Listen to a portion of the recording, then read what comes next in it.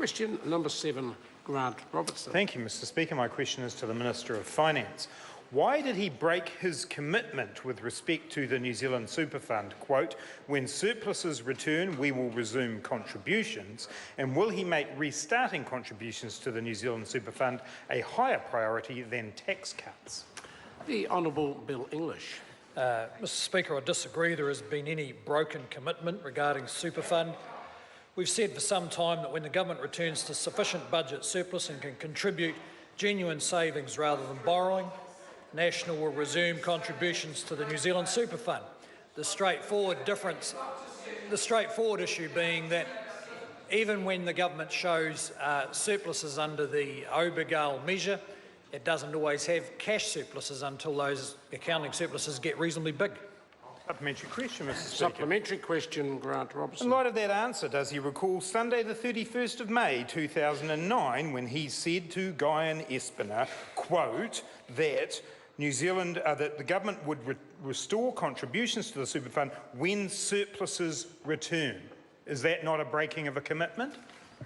The Honourable Bill English.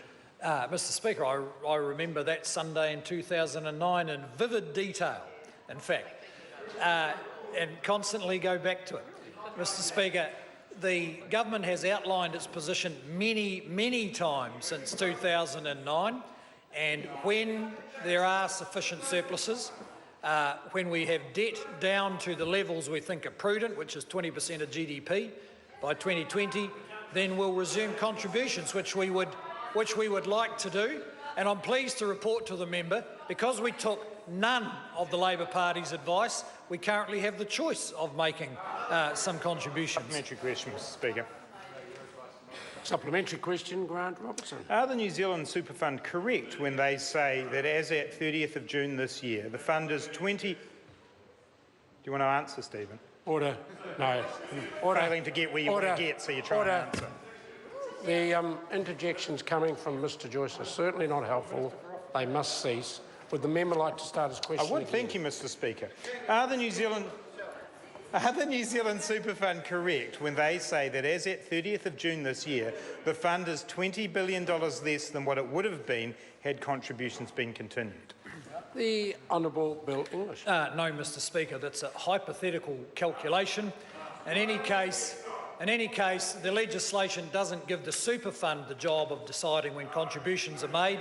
It gives this Parliament the job, rightly so.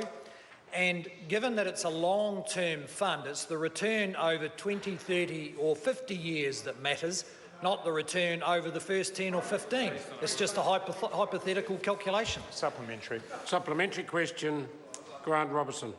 All right, then, is the Treasury correct that the Super Fund will be $36 billion short of what is required by 2030? And doesn't he think making up for this should be a greater priority for surpluses than tax cuts? The Honourable Bill English. Well, Mr Speaker, as we've indicated, contributions to the Super Fund are among the choices that government has, the size and scope of those contributions. But the Treasury can't possibly know what a shortfall might be in 2030 because it doesn't know what decisions governments will make under the legislation between now and then, and it doesn't know about any of the other fiscal risks that might occur between now and then. Supplementary, Mr Speaker. Supplementary question, Grant Robertson. Why is he being so irresponsible and reckless to put tax cuts ahead of providing a secure retirement for future generations when older New Zealanders are waiting longer in pain for operations and children are trying to do their homework by torchlight in a van because of the housing crisis? Aren't those things more important than tax cuts? A series of supplementary questions. The Honourable Bill English. Well, Mr Speaker, right now those things are more important than ineffective government spending that doesn't change lives in the way that we would hope it is.